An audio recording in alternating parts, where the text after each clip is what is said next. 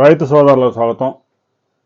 మొక్కజొన్న ధాన్యం కొనుగోలు మీద తెలంగాణలో, ఆంధ్రప్రదేశ్లో రెండు రాష్ట్ర ప్రభుత్వాలు ఎంఎస్పి ధర ఇవ్వడంలో విఫలమయ్యాయి అని మనం ఒక వీడియో చేసాం.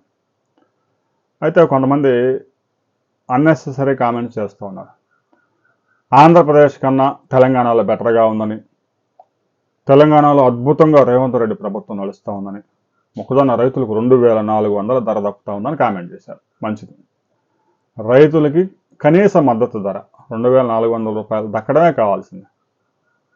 అయితే వారికి గోబ పగిలే సమాధానం రైతులే ఇచ్చారు. ఏ ప్రాంతాల్లో రైతులు మొక్కజొన్న అమ్ముకుంటే ఎంత ధర దక్కుతుంది అని 42 మంది రైతులు కామెంట్ చేశారు.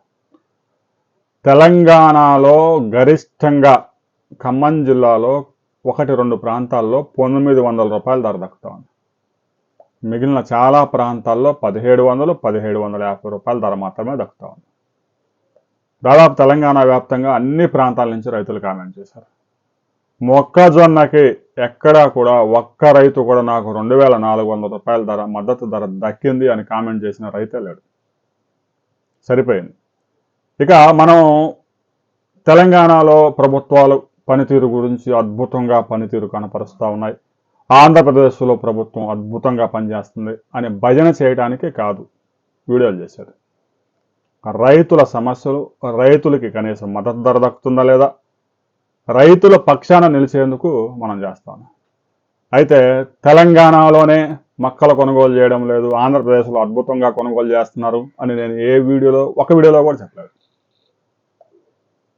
రబీలో తెలంగాణలో 15 రోజుల ముందు క్రాప్ వస్తుంది, అందువల్ల అక్కడ సమస్య ముందు క్రియేట్ అయింది.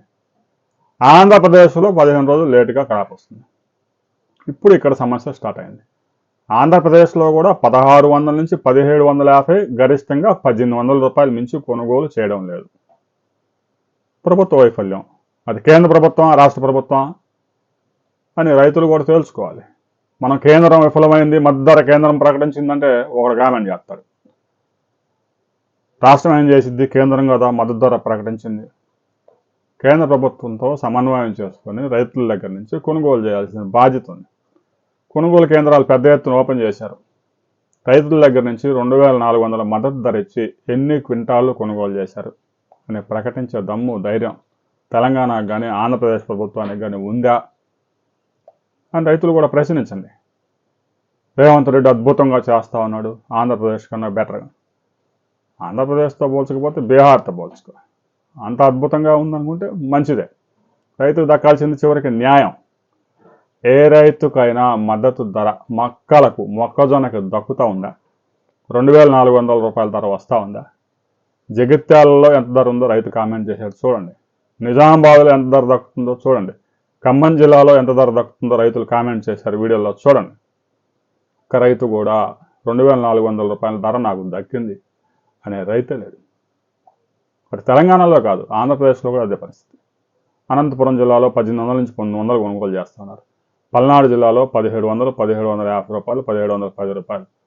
బాపట్ల జిల్లాలో 1700. అట్లా కొంచెం ఒక 50 రూపాయలు అటు ఇటుగా. విజయనగరం, విశాఖపట్నంలో పరిస్థితి మరీ దారుణం, 1600.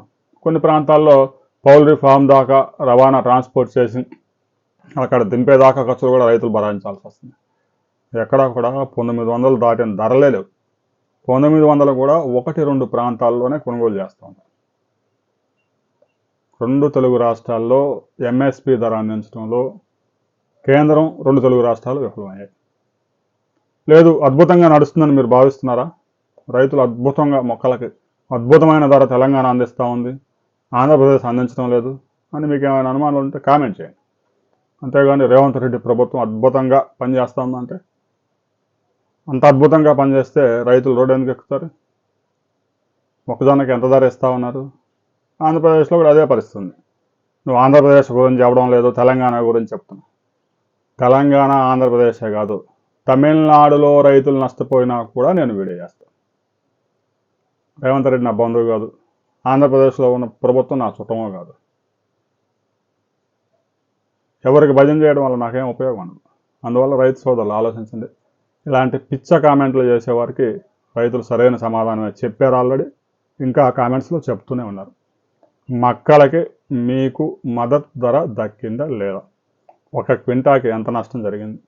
ఒక రైతు 400 క్వింటాలు 500 క్వింటాలు పండిస్తూ ఉంటే ఒక్క రైతుకు 3 లక్షల నుంచి 4 లక్షలు నష్టం జరుగుతూ ఉంటే చేతులు ఎత్తేసారు.